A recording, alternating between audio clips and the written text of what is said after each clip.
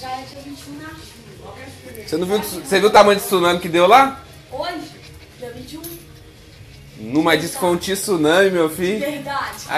É a cara da minha mãe. Olha a cara dela.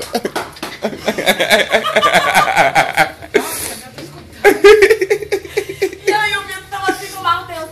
Ô Matheus, já é dia 21 na chuva. Será que a chuva já acabou? Vou perguntar pra ela onde pegar. Ah, não, tá. Devia ter filmado a cara dela. Tá? Tá não.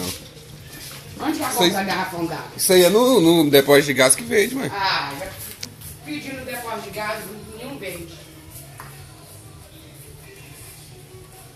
Fiz uma vez codificados. Vem cá, se pegar a garrafa. Eu já nem sei. Eu levo pra...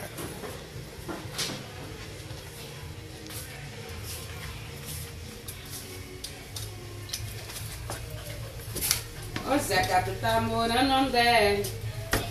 Ô Zeca, tu tá morando onde é?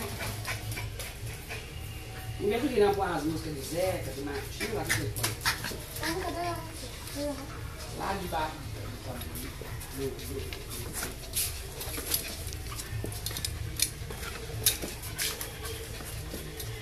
Debaixo do...